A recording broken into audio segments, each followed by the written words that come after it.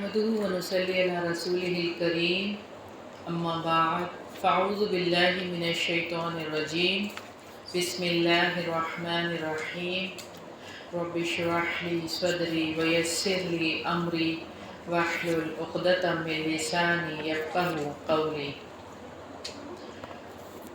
پچھلی کلاس میں ہم نے جو احادیث پڑھی تھی اس کو ریوائز کریں گے۔ حدیث نمبر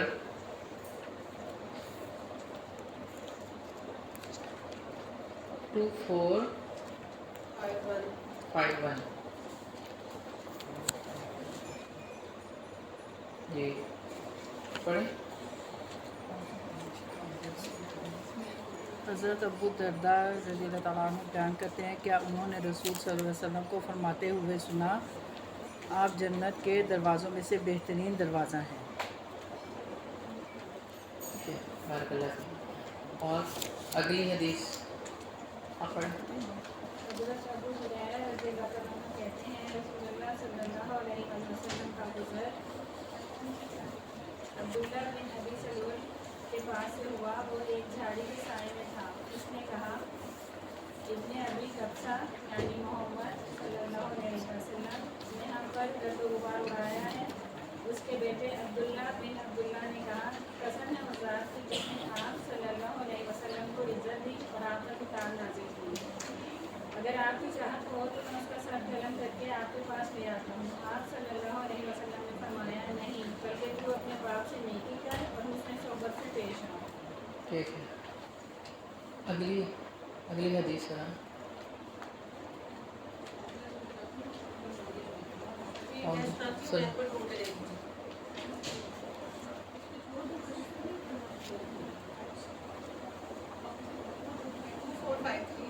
جی روایت ہے حضرت عائشہ رضی اللہ عنہ میں داخل ہوا جنت میں تو میں نے سنا حضرت عائشہ رضی اللہ عنہ بیان کرتی ہے کہ نبی کریم صلی اللہ علیہ وسلم نے فرمایا میں جنت میں داخل ہوا، میں نے وہاں قرت کی آواز سنی، میں نے پوچھا جس کی آواز آ رہی ہے یہ کون ہے؟ انہوں نے کہا حارثہ بن نعمان ہے، یہی نیکی اور حسن سلوک ہے، یہی نیکی اور حسن سلوک ہے۔ وہ حارثہ اپنے ماں کے ساتھ بہت زیادہ حسن سلوک کرنے والا تھا۔ جی اگلی حدیث سنا ہے، آپ سنا۔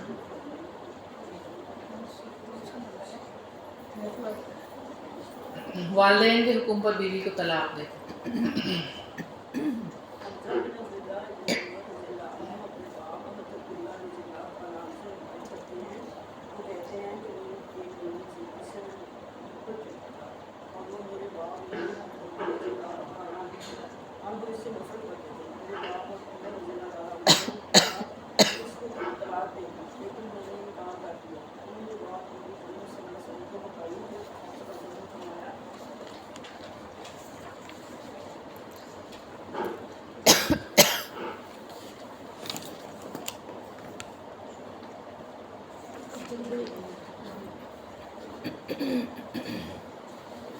اگلے ہی پیج ہے۔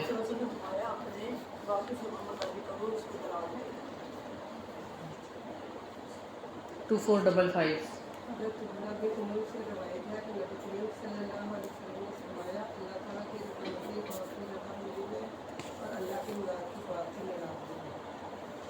اگلی حدیث پڑھ لیں۔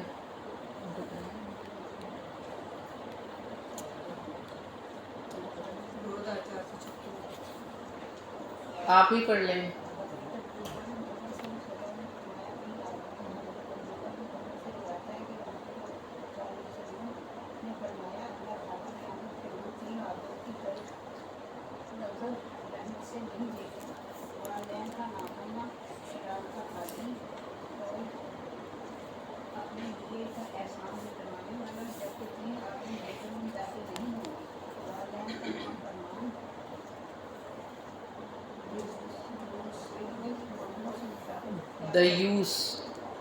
دیوس ہے یہ۔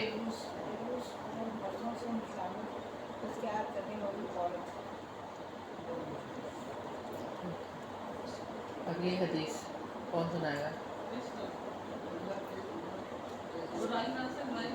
جی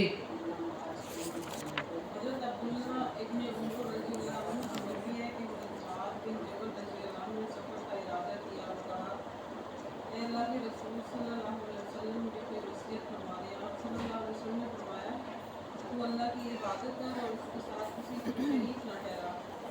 انہوں نے کہا اے اللہ کے نبی صلی اللہ علیہ وسلم مجھے مزید وصیت فرمائے، تو آپ صلی اللہ علیہ وسلم نے فرمایا کہ جب تو برائی کر لے تو پھر تم نیکی کر۔ پھر انہوں نے کہا اے اللہ کے نبی صلی اللہ علیہ وسلم اور کوئی وصیت فرما دیں۔ آپ صلی اللہ علیہ وسلم نے فرمایا استقم، ثابت قدم رہ اور اپنے خدا کو اچھا کر، یعنی مزید 2 وصیتیں فرمائیں۔ جی آگے اگلی حدیث سنا۔ سلام عام کرنا، کھانا کھلانا اور اللہ تعالیٰ سے شرمانا۔ حضرت معاذ بن جبل بیان کرتے ہیں رسول اللہ بھیجا، میں نے کہا اے اللہ کے رسول صلی اللہ علیہ وسلم مجھے کوئی وصیت فرمائے۔ آپ صلی اللہ علیہ وسلم نے فرمایا سلام کو عام کرو، کھانا کھلاؤ، اللہ تعالیٰ سے اتنا حیا کرو جتنا تم اپنے گھر کے فرض سے کرتے ہو۔ جب گناہ ہو جائے تو اس کا اثر ختم کرنے کے لیے فوراً نیکی کرو اور حسب استطاعت اپنے اخلاق کو اچھا بناؤ۔ اچھا یہ جو سفر کا ارادہ کیا حضرت معاذ بن جبل رضی اللہ عنہ، تو یہ دونوں وصیتیں ہمیں مل رہی ہیں، الگ الگ مل رہی ہیں۔ ایک میں مطلب کچھ اور وصیت ہے، ایک میں کچھ اور ہے، الگ الگ سفر تھے یہ مختلف راویوں کی بات ہے، ہو سکتا ہے کسی نے اس طرح سنی ہو، کسی نے اس طرح سنی ہو۔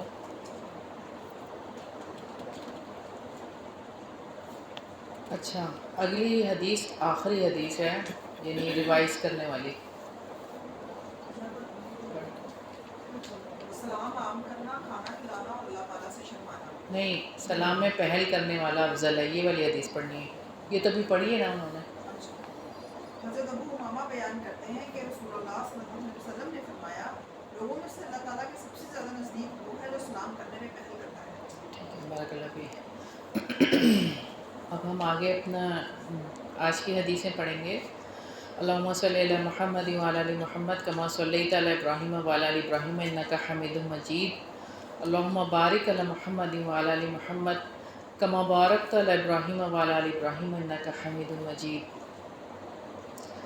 سلام نہ کرنے والا انتہائی بخیل ہے۔ حدیث نمبر 2460 عن جابر ان رجلا، روایت ہے جابر رضی اللہ عنہ سے یقیناً ایک آدمی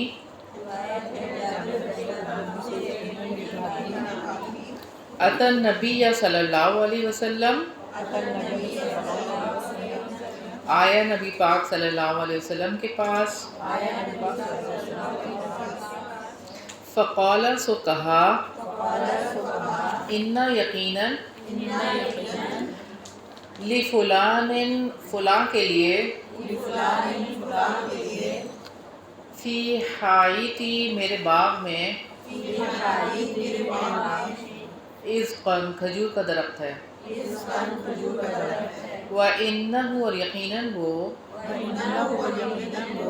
قد تحقیق، آذانی اس نے مجھے بڑی تکلیف دی ہے، وشق اور مشقت ہے، علیہ مجھ پر، مکان جگہ، عزقی اس کے کھجور کے درخت کی، فارسلا سو پیغام بھیجا، الیہ طرف اس کے، النبی صلی اللہ علیہ وسلم، نبی صلی اللہ علیہ وسلم نے، فقال تو کہا، بیعنی فروخت کر دے مجھے، عزقہ کا اپنا کھجور کا درخت، الذی جو ہے، فی حایتی فلان باغ میں فلاں کے، قال اس نے کہا، لا قال نہیں فرمایا، فہبہ تو ہبا کر دے اس کو، لی میرے لیے، قال اس نے کہا، لا نہیں، قال فرمایا، فبیعنی ہی تو بیچ دو اس کو بعزقٍ کھجور کے درخت کے عوض، فی الجنتی جنت میں،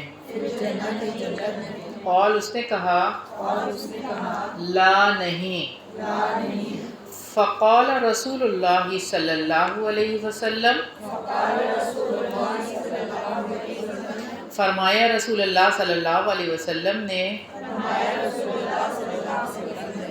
ماں نہیں، رأیت میں نے دیکھا، الذی اس کو جو، ہوا ابخل وہ زیادہ بخیل ہو، من کا تجھ سے، الا مگر، الذی یبخل وہ جو بخل کرتا ہے، بالسلام سلام میں۔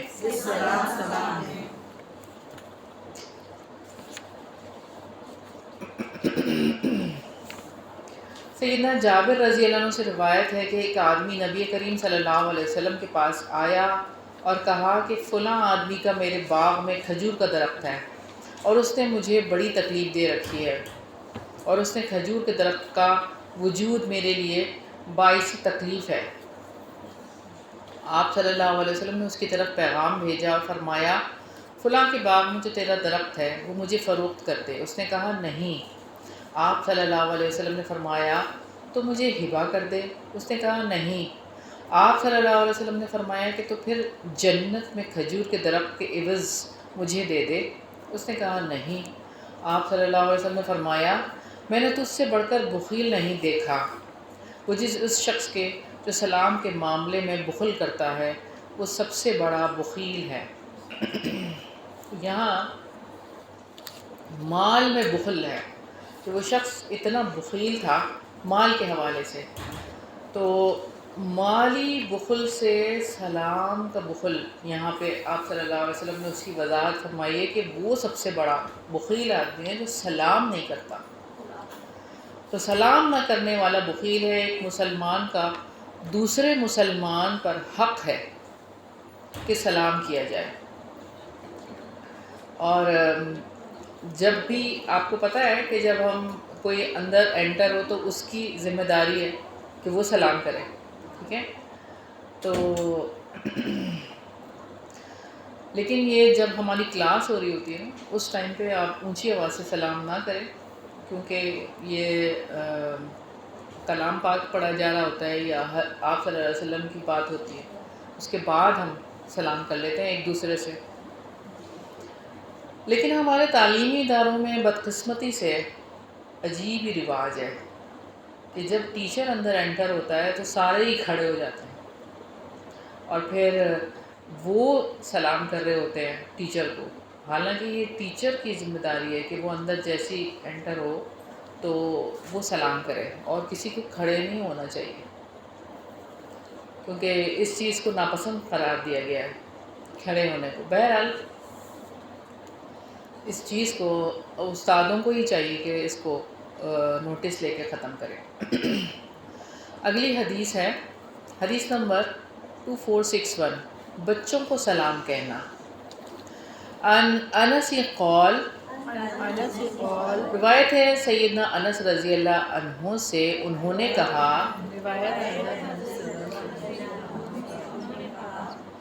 مرہ گزرے علینا ہم پر رسول اللہ صلی اللہ علیہ وسلم، رسول اللہ صلی اللہ علیہ وسلم، ونحن اور ہم، صبیان بچے تھے، فقال تو فرمایا، السلام علیکم یا صبیان، السلام علیکم اے بچوں۔ سیدنا انس رضی اللہ عنہ کہتے ہیں کہ رسول اللہ صلی اللہ علیہ وسلم ہمارے پاس سے گزرے، ہم بچے تھے تو آپ نے فرمایا اے بچوں السلام علیکم۔ تو یہاں پر دیکھیں نبی پاک صلی اللہ علیہ وسلم کا طریقہ ہمیں نظر آ رہا ہے کہ بچوں کو سلام کرنا، عموماً بڑے یہ توقع رکھتے ہیں کہ ہم سے چھوٹے یا بچے ہمیں سلام کریں، حالانکہ ہمیں تو یہاں آپ صلی اللہ علیہ وسلم کا جو طریقہ نظر آ رہا ہے وہ کیا ہے؟ آپ صلی اللہ علیہ وسلم سلام کر رہے ہیں، تو وہ ممکن ہے ٹیچرز کو بھی یہی مغالطہ ہو کہ چھوٹے مجھے سلام کریں، اسی لیے وہ چاہتے ہیں کہ اسٹوڈنٹس سے سلام کریں، لیکن نبی پاک صلی اللہ علیہ وسلم کا طریقہ بالکل ہی مختلف ہے، چھوٹا ہو یا بڑا، آپ صلی اللہ علیہ وسلم کس طرح سے ان کو سلام کر رہے ہیں، اے بچوں کہہ کر سلام کیا جا رہا ہے۔ ایسے عام طور پر چھوٹے بڑوں کو سلام کریں گے، ہاں لیکن یہاں تو نبی پاک صلی اللہ علیہ وسلم بچوں کو سلام کر رہے ہیں، آپ سے سلام ہاں بچوں کی ایک جماعت ہے نا، وہاں پہ بچے کھیل رہے ہیں، اب کوئی ایک بڑا انٹر ہوا ہے اور وہ سلام کر رہا ہے، ٹھیک ہے نا؟ جیسے سوال ہے وہ پیدل کو سلام ہاں جی وہ تو ہے، وہ ایک انڈیویجولی بات ہے نا، لیکن یہاں تو ایک پورا گروپ ہے نا، اسی طرح سے اسٹوڈنٹس بھی ایک گروپ ہی ہوتا ہے نا۔ اچھا،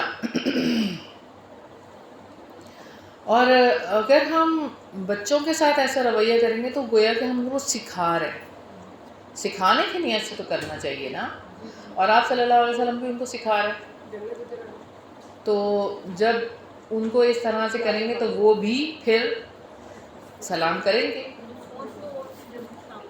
ہاں بالکل بالکل، وہ پھر فالو کریں گے نا اس چیز کو۔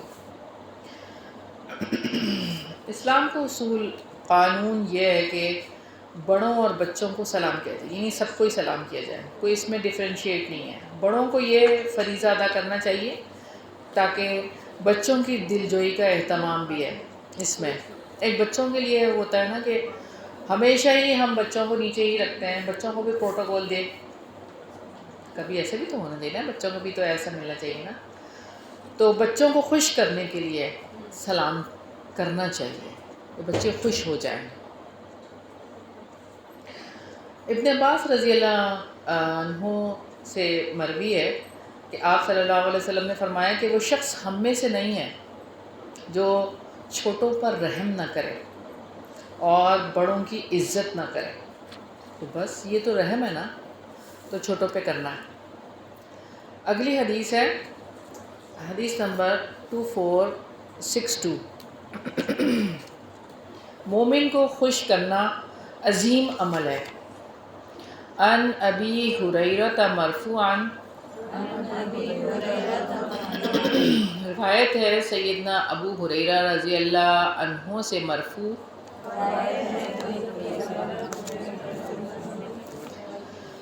افضل الاعمال، افضل اعمال، ان یہ کہ تو دخلا تم داخل کرو، علی اوپر، اخی کا اپنے بھائی، المؤمن مومن کے، سرورن خوشی، او یا تقضیہ تم ادا کرو، عنہ اس سے، دینن قرضہ، او یا تو طعیمہ تم کھلا دو، خبزن اس کو روٹی۔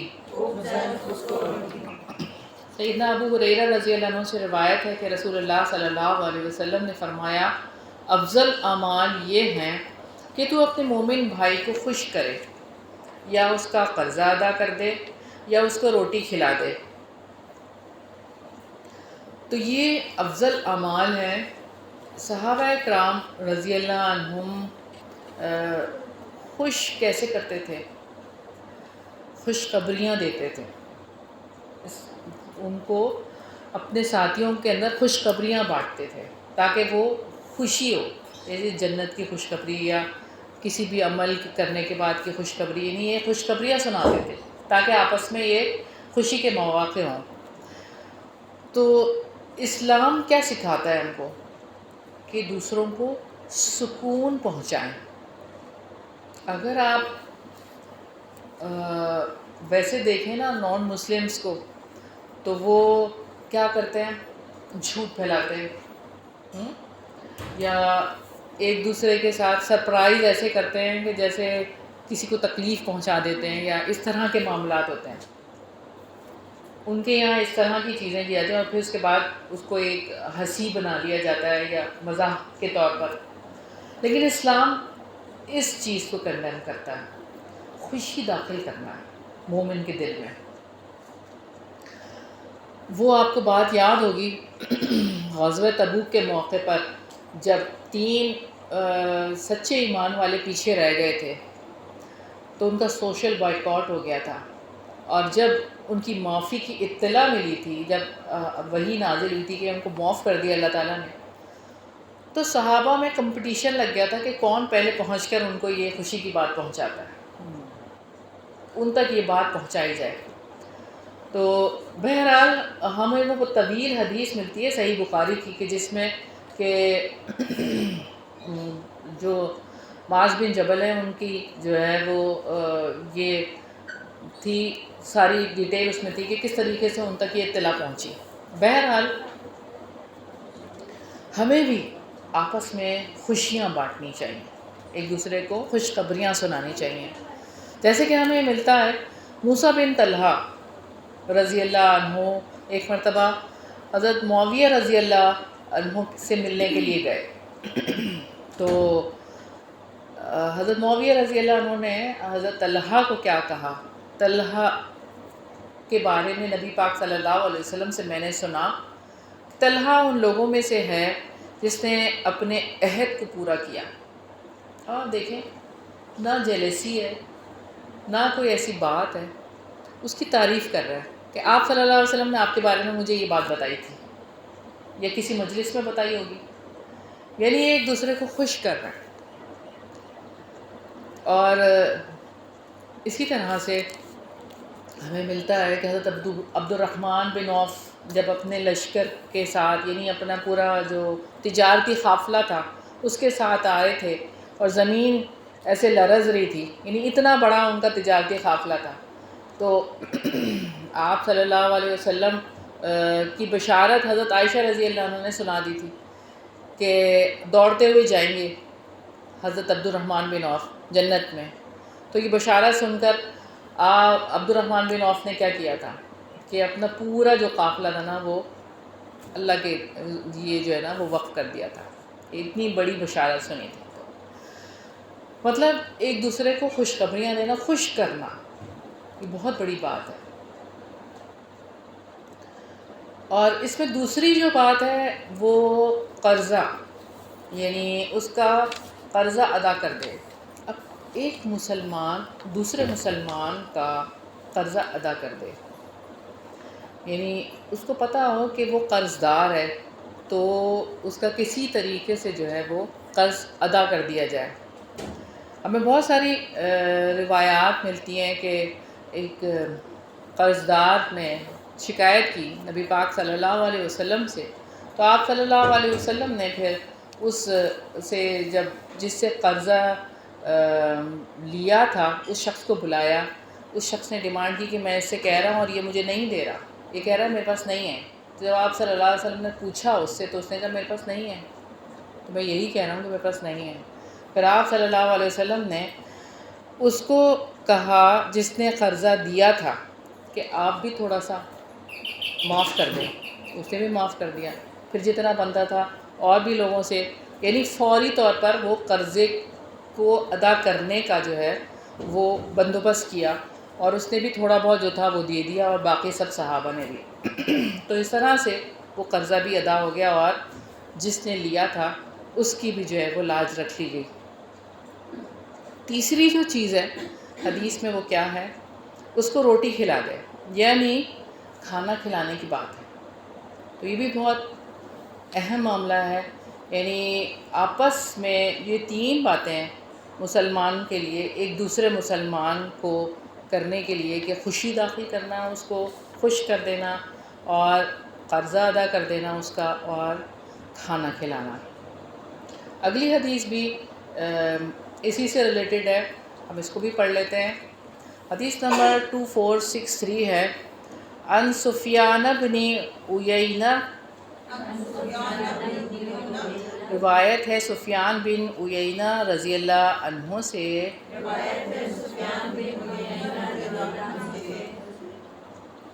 ان ابن المنقدر ابن منقدر سے یرفعہ وہ بلند کرتے ہیں اس کو الی طرف النبی صلی اللہ علیہ وسلم نبی صلی اللہ علیہ وسلم کے بن افضل میں سے ہیں الاعمالی اعمال میں ادخال داخل کرنا سروری خوشی علی اوپر المؤمنی مومن کے تقضی ادا کرنا انہو اس کا دینن قرض تقضی پوری کرنا لہو اس کی حاجتاً ضرورت تنفسو دور کرنا لہو اس سے قربتاً مصیبت قال کہا سفیان نے وقیلہ اور کہا گیا لابن المنقدر ابن منقدر سے فما تو کیا بقیہ باقی رہ گئی مما اس میں سے جو تس یستلذ لذیذ ہو قول کہا الافضال حسن سلوک کرنا علی اوپر اخوان بھائیوں کے سفیان بن عیینہ رضی اللہ عنہ ابن منقدر رضی اللہ عنہ سے روایت کرتے ہیں کہ آپ صلی اللہ علیہ وسلم نے فرمایا کہ مومن کو خوش کرنا، اس کا قرضہ چکانا، اس کی ضرورت پوری کرنا اور اس سے کسی مصیبت کو دور کرنا افضل اعمال میں سے ہیں۔ سفیان کہتے ہیں ابن منقدر سے کہا گیا اب کوئی چیز ایسی بھی باقی رہ گئی ہے جو لذیذ ہو؟ انہوں نے کہا بھائیوں سے حسن سلوک کرنا۔ تو یہاں ہم دیکھتے ہیں کہ ایمان کا تعلق سب سے زیادہ حق رکھتا ہے کہ اس کی بنیاد پر سب کا خیال رکھا جائے۔ تو یہاں پر کتنا خیال بتایا ہے، 4 باتیں ہیں کہ جو اس حدیث میں ہمیں ملتی ہیں، اور چوتھی چیز حسن اخلاق ہے، وہ 5ویں چیز۔ تو اب یہاں پہ سب سے پہلی چیز جو ہے وہ خوش کرنا مومن کو، اور ہم دیکھ چکے اس بات کو، اور اس کا قرضہ چکانا۔ تو قرض کی بات بھی ہم نے دیکھی، اور ہم نے یہ دیکھا کہ معاشرے میں آپس میں محبت کو پروان چڑھانے کا موقع ملتا ہے، یعنی آپس میں محبت بڑھ جاتی ہے۔ آپ دیکھیں کہ آپ صلی اللہ علیہ وسلم نے قرض سے بچنے کے لیے پناہ بھی مانگی ہے، معصمی والمغرم کی بھی بات ہے حدیث میں، دعاؤں میں۔ تو قرض کے لیے جو ہے، اور ایک اور بھی ہمیں ملتا ہے کہ جو کسی کا انتقال ہو جائے تو اس کا سب سے پہلے قرض ادا کر دینا چاہیے، کہیں اس کا کوئی قرض نہ ہو۔ اس کے بعد اس کی وصیت، وہ جو اس کی وراثت جو ہے وہ تقسیم ہوتی ہے قرض کی ادائیگی کے بعد۔ تو قرض ویسے دیکھیں کس قدر ایسی چیز ہے کہ قرضہ لینا اور قرضہ چکانا، تو کسی مسلمان کا دوسرے مسلمان بھائی کے لیے اس میں مدد کرنا ایک خوشی کا باعث ہے، آپس میں محبت پروان چڑھتی ہے۔ جو یہاں پر تیسری چیز ہے وہ ہے اس کی ضرورت کو پورا کرنا، تو دوسروں کی ضرورت پوری کریں۔ رسول اللہ صلی اللہ علیہ وسلم نے فرمایا کہ مسلمان کا ایک مسلمان دوسرے مسلمان کا بھائی ہے، وہ نہ اس پر ظلم کرتا ہے اور نہ وہ ظلم کیا جاتا ہے. یعنی آپس میں دونوں ایسے رہیں گے کہ ایک دوسرے کے ساتھ ظلم اور زیادتی کا معاملہ نہیں ہوگا. تو ایک دوسرے کو ہلاکت میں ڈالنے والے کام نہیں کرتے مسلمان. تو مصیبت دور کرے گا جو مسلمان اپنے بھائی کی، تو قیامت کے دن اللہ تعالیٰ اس کی مصیبت دور کر دیں گے. اور اگر کوئی اپنے بھائی کی پردہ پوشی کرے گا تو قیامت کے دن اللہ تعالیٰ اس کے گناہوں کی پردہ پوشی کر دیں گے. کتنی بڑی بات ہے یہ. تو بہرحال ضرورت پوری کرنا. اور آپ نبی پاک صلی اللہ علیہ وسلم کس طرح سے ضرورت پوری کرتے تھے. ایک شخص آیا، دونوں پہاڑوں کے درمیان بکریاں ہیں اور وہ شخص مانگ رہا ہے آپ صلی اللہ علیہ وسلم سے. تو آپ صلی اللہ علیہ وسلم کیا فرماتے ہیں؟ لے جاؤ، ساری لے جاؤ. ایسی ضرورت پوری کرتے تھے آپ صلی اللہ علیہ وسلم. اور اس شخص نے بھی جا کے اپنے قبیلے کو کیا کہا تھا کہ آپ مسلمان ہو جاؤ، کیونکہ آپ صلی اللہ علیہ وسلم کو تو فقر کا بھی ڈر نہیں، یعنی غریب ہونے کا ڈر نہیں ہے. آپ مسلمان ہو جاؤ. وہ تو دے دیتے ہیں. تو اس طرح سے ضرورت پوری کرنا. اور پھر جو چوتھی بات ہے، مصیبت کو دور کرنا.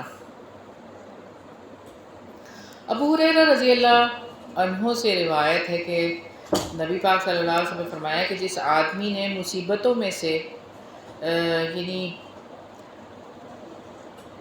اللہ اس بندے کی مدد میں ہوتے ہیں جو اپنے بھائی کی مدد میں ہوتا ہے. یعنی یہ جو مصیبتیں ہیں، تو اگر بندہ اپنے بھائی کی مصیبت کو دور کرتا ہے تو اللہ اس کی مدد کرتا ہے، جو اپنے بھائی کی مصیبت کو دور کر رہا ہوتا ہے. آج ہم کسی کے کام آئیں گے تو کل کیا ہوگا کہ اللہ تعالیٰ ہماری مدد کریں گے. عبداللہ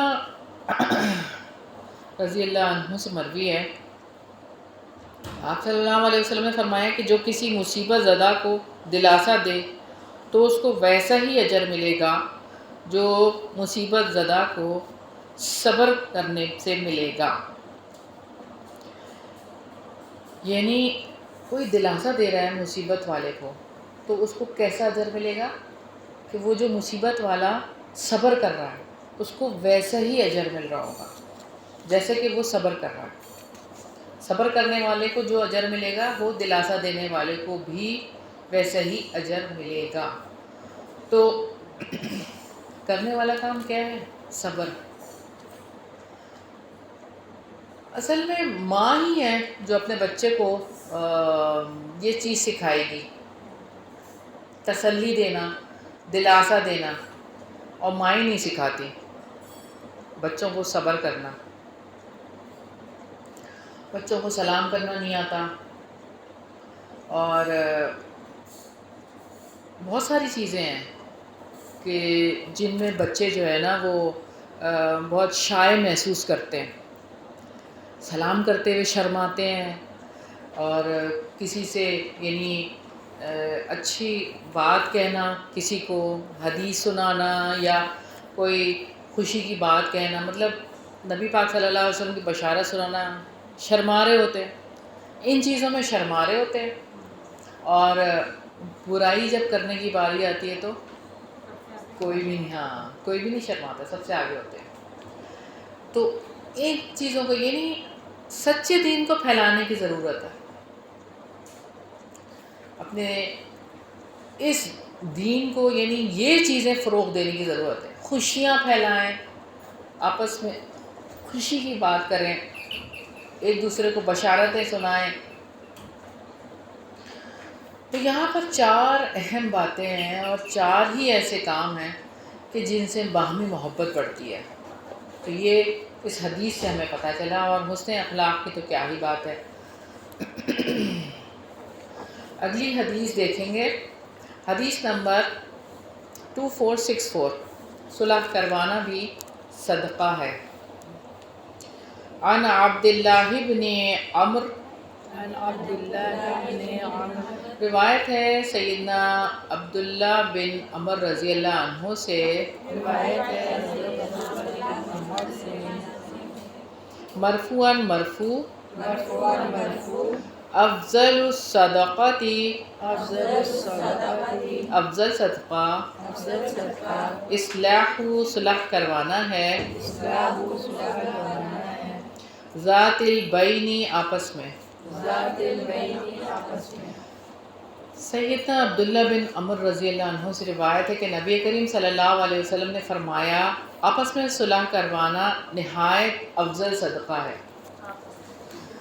تو آپ دیکھیں کہ صلح کروانا بھی صدقہ ہے۔ صلح کروانی چاہیے اور ایسی صلح کروانی چاہیے کہ صلح ہو جائے، تو یہ افضل صدقہ ہے۔ اور صلح کروائیں گے تو یہ بھی ایک افضل صدقہ ہے، اور آپس میں بھائیوں کو جو ہے وہ ناراض ہو کے نہیں بیٹھنا چاہیے۔ مسلمانوں کا جھگڑا سب سے ناپسندیدہ چیز ہے کہ مسلمان آپس میں جھگڑا نہ ناراض نہ آپس میں۔ دیکھیں کتنی ناپسندیدہ چیز ہے یہ کہ جب آپ صلی اللہ علیہ وسلم شب قدر کا دن بتانے کے لیے آگاہ کرنے کے لیے باہر نکلے تھے، دو لوگوں کا جھگڑا ہو رہا تھا، تو آپ صلی اللہ علیہ وسلم نے کیا فرمایا کہ وہ میں بھول گیا، مجھے بھلا دیا گیا وہ دن، وہ رات شب قدر۔ تو صلح کروانا اس کا مطلب یہاں پر سب سے پسندیدہ عمل ہے کہ دو لوگوں میں آپس میں صلح کروا دی جائے جو ناراض ہیں۔ سوچیں کون ناراض ہے؟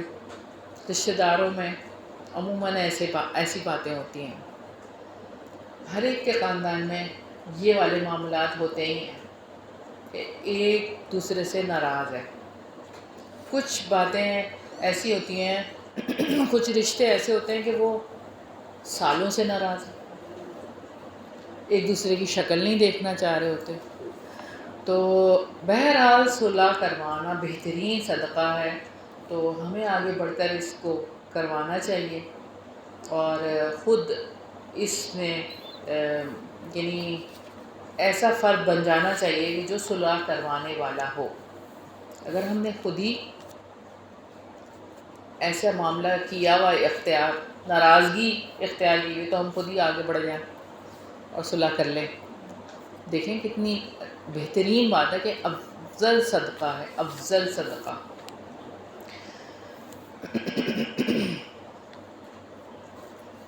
اگلی روایت بھی اسی طرح ہے۔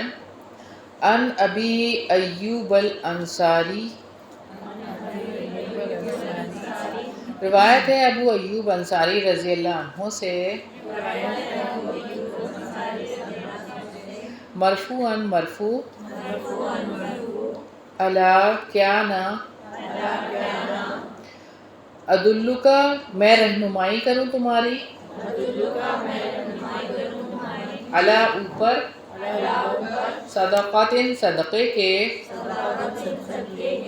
یحب اللہ پسند کرتا ہے اللہ تعالی، موضعہا اس کے مصرف کو، تصلح تم صلح کروا دو، بین الناس درمیان لوگوں کے، فإنہا سو یقیناً وہ، صدقات صدقہ ہے، یحب پسند کرتا ہے، اللہ اللہ تعالی، موضعہا اس کے مصرف کو، اس کے مصرف کو۔ سیدنا ابو ایوب انصاری رضی اللہ عنہ سے روایت ہے کہ نبی پاک صلی اللہ علیہ وسلم نے فرمایا کیا میں ایسے صدقے کی طرف تمہاری رہنمائی نہ کروں کہ اللہ تعالیٰ کے مصرف کو بہت پسند کرتے ہیں، جس مصرف کو اللہ تعالیٰ بہت پسند کرتے ہیں تم لوگوں کے مابین صلح کروایا کرو۔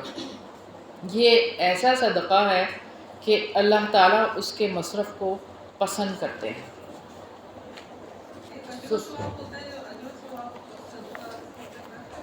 کیا چیز؟ جیسے اجر و ثواب ہوتا ہے کہ اپنے کام کرتے ہیں اس میں اللہ تعالیٰ ہاں دیتے ہیں، اجر، یہاں پہ جیسے صدقے کا لفظ آ رہا ہے جی صدقہ نا نیکی ہے. فاستبقوا الخیرات کی بات جیسے کی ہے. خیرات ہم اپنی زبان میں کہتے ہیں نا صدقہ خیرات. خیرات بھی اسی چیز میں آ جاتی ہے، یعنی نیکیوں میں سبقت لے جاؤ. تو صدقہ بھی کیا ہے؟ نیکی ہے. کسی کو مسکرا کے دیکھ لینا بھی ایک صدقہ ہے. کسی راستے میں سے کسی بھی چیز کا، خراب چیز کا اٹھا کر ہٹا دینا بھی صدقہ ہے. یعنی یہ ساری چیزیں صدقے میں، صدقے سے مراد نیکی کمائی کے ذریعے آپ سمجھیں کہ یہ ہیں. تو یہاں پر یہ بھی ایک عظیم صدقہ ہے، نیکی ہے یہ. اور صلح کروانا عظیم صدقہ ہے. یہاں پر صلح بہرحال بہتر ہے. اور ٹیچر وہ جو کہتے ہیں یہ اللہ کے لیے ہم نے دیا اور یہ صدقہ کیا، دونوں میں تھوڑا فرق ہے. اصل میں یہ ہم لوگوں کی بنائی ہوئی باتیں ہیں. ہم لوگوں نے بنا لیے کہ صدقے کا بکرا اور یہ صدقے کے پیسے ہیں، اور یہ ہم نے کسی کے اوپر وار دیے ہیں پیسے، اور یہ کہ جانور وار دیا گیا ہے. مطلب اس کی کوئی ایسی بات نہیں ہے. ساری چیزیں اللہ کے لیے ہی ہوتی ہیں، کوئی اس میں ایسی بات نہیں ہے. دو چیزیں ہیں، ایک فرض صدقہ ہے اور ایک نفلی صدقہ ہے. فرض صدقہ زکوٰۃ ہے. زکوٰۃ کے مصارف ہمارے سامنے ہیں، وہ 8 مصارف ہیں، ٹھیک ہے. اس کے علاوہ کہیں زکوٰۃ نہیں جائے گی. اور نفلی صدقہ آپ جسے بھی دے سکتے ہیں، چاہے کسی غریب کو دینا ہے، چاہے اپنے بہن بھائی کو دینا ہے، چاہے اپنے والدین کو دینا ہے، کسی کو بھی دینا ہے.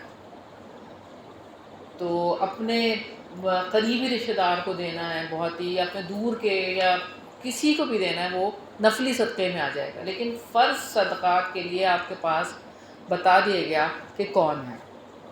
8 مصارف بتا دیے گئے بس. ہونا چاہیے کہ یہ نفلی صدقہ ہے یا فرض ہے؟ کس کو؟ یہ ذہن میں ہونا چاہیے. یہ ذہن، ظاہر سی بات ہے، یہ تو ہونا ہی چاہیے. اور آپ کی پورا سال گزرنے کے بعد آپ کی زکوٰۃ نکلے گی، وہ تو آپ کو پتہ ہونا چاہیے کہ کتنی زکوٰۃ نکلنی ہے، اور وہی آپ نے کر کے دینی ہے. اس کی ہاں وہ تو فرض ہے نا. فرض تو پہلے ہی ادا کرنا ہے نا. فرض ادا کرنے کے بعد جتنا بچ جائے گا وہ نفلی ہوگا. ایک تو وہ طریقہ ہوتا ہے نا مغالطہ ہے کہ وارنا ہے یا ہاں مطلب جی. طریقہ ہوتا ہے. لیکن جیسے کہ پہلے بزرگ ہوتے تھے، گھر میں کوئی بیمار ہو فوراً صدقہ دے دیا. ہاں جی. ایک وہ چیز ہوتی ہے کہ وہ مطلب صدقہ بلاؤں کو ٹالتا ہے، اور مطلب ہے کہ وہ یہ ہے کہ صدقہ ہر وقت ہی دینا چاہیے. ہم اور مصیبت کے وقت میں ہی ہم انتظار کر رہے ہوتے ہیں جب کوئی مصیبت آئے گی تو ہم صدقہ نکالیں گے. ایسا نہیں کرنا چاہیے، بلکہ افضل ترین صدقہ تو وہ ہے کہ جو ہمیشگی اس کے اوپر ہو. اور بہترین صدقہ وہ ہے کہ جس کے پاس نہ ہو، کم ہو، اور اس میں سے بھی وہ صدقہ دے رہا ہو. یعنی اس کے پاس اتنی گنجائش نہ بھی ہو پھر بھی وہ دے رہا ہو، وہ افضل ترین صدقہ ہے. صدقہ ایک نیکی ہے، یعنی چاہے مال کے توسط سے ہو چاہے آپ اپنے توسط سے. ہاں بالکل. اس میں آپ کی صلاحیتیں، ساری چیزیں صدقے میں آ جاتی ہیں نا. آپ کی صلاحیتیں، آپ کا وقت، آپ کا مال، آپ کی جان، ایک ایک چیز. نفلی صدقہ جو ہے وہ سید کو بھی دے سکتے ہیں، فرض نہیں دے سکتے. ہاں جی، جو یعنی کہ ہدیہ جسے کہتے ہیں آپ، ہاں تحفے کی بات آ جاتی ہے، وہ ہدیہ ہو جاتا ہے. وہ ٹیچر بعض لوگوں کی عادت ہوتی ہے اچھائی کرنے کی، لیکن مائنڈ میں یہ نہیں ہوتا کہ میں نیکی کر رہی ہوں، ایسے کر رہی ہوں، ایسے کر رہی ہوں. لیکن انما الاعمال بالنیات. مطلب وہ سوچ نہیں آتی. جیسے ابھی فروٹس آئے ہیں تو اسے پکڑ کے ساتھ ہی کسی کو پکڑاتی ہے، لیکن مائنڈ میں یہ نہیں آیا کہ میں نے اجر نہیں ملے گا. یہ نہیں سوچا اس نے. تو اجر نہیں ملے گا.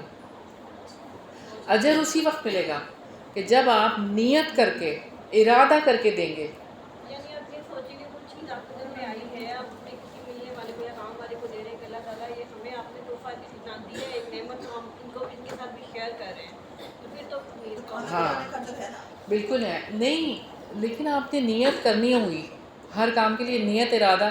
ایسے ہی وہ آپ کے، وہ جیسے یہ سوال ہو رہا ہے نا کہ بس رینڈملی اٹھایا اور ایسے دے دیا، ذہن میں کوئی خیال بھی نہیں آیا. نہیں، ایسے نہیں. مومن کانشیس ہوتا ہے، مومن غافل نہیں ہوتا. جو بھی کام کرتا ہے نا وہ کانشیسلی کرتا ہے. وہ ہر کام کو اپنے ذہن اس کا چل رہا ہوتا ہے. وہ غافل ذہن کے ساتھ کام نہیں کر رہا ہوتا. اور وہ سوچ کر پلان اسی وقت پلان کر لیتا ہے کہ یہ میں جب دے رہی ہوں تو وہ آخرت میں مجھے اس کا ریوارڈ ملے گا. ہر وقت آخرت اورینٹڈ کام مومن کرتا ہے کہ جو بھی کام کر رہے ہیں. اسی لیے نیت کرنا اتنی زیادہ ضروری ہے. ہر کام سے پہلے آپ نے ضرور اپنے آپ سے سوال کرنا ہے، میں کیوں کر رہی ہوں، کس کے لیے کر رہی ہوں، اس کا مجھے کیا ریوارڈ ملے گا. یہ سوالات تو آپ کے ذہن میں چلتے رہنے چاہیے. کوئی بھی کام یہاں سے ادھر بھی ہو رہے ہیں تو آپ کے ذہن میں یہ سوال چلنے چاہیے. ہاں جی بالکل، نبی پاک صلی اللہ علیہ وسلم کا طریقہ اور اللہ کی رضا، یہ چیزیں تو آپ کے ذہن میں ہر وقت موجود ہونی چاہیے. غافل ہو کے آپ نے کوئی کام نہیں کرنا. اور حریص ہو جائیں. آپ صلی اللہ علیہ وسلم بھی ذاتی طور پر بہت حریص تھے کہ صلح کرانے کے، خود بھی صلح کرواتے تھے اور اس طرف توجہ بھی دلاتے تھے. اگلی حدیث دیکھتے ہیں. حدیث نمبر 2466 عن ابی ہریرہ، روایت ہے ابو ہریرہ رضی اللہ عنہ سے،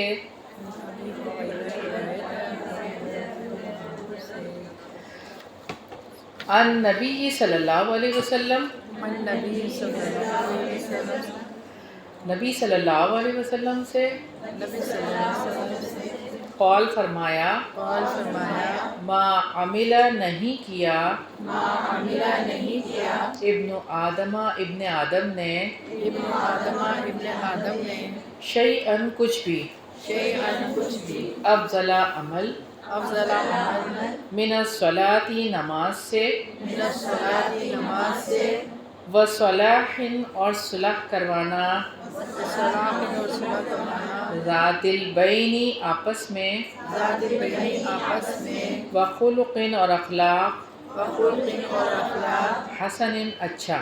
حسن اچھا.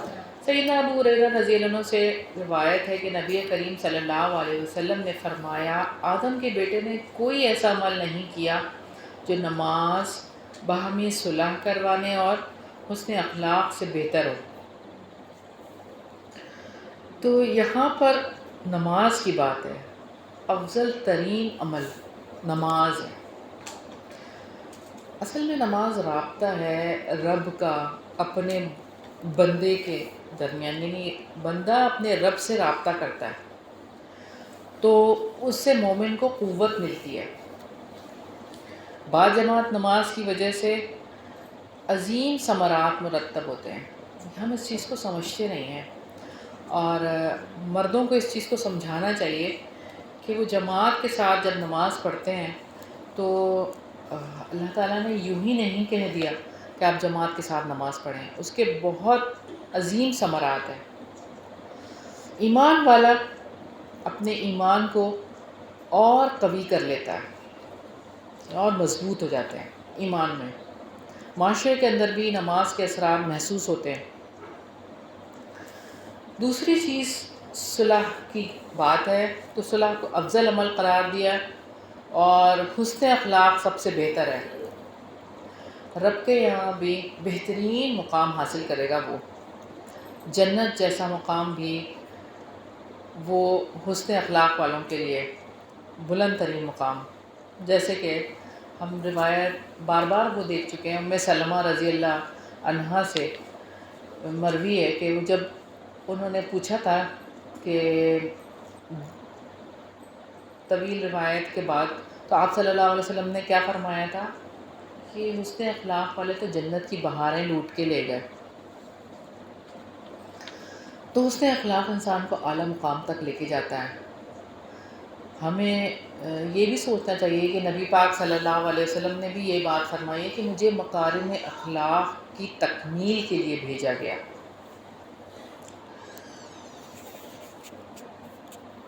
اگلی حدیث دیکھتے ہیں. نرم مزاج اور ہر دل عزیز لوگوں کی فضیلت. حدیث نمبر 2467 ہے.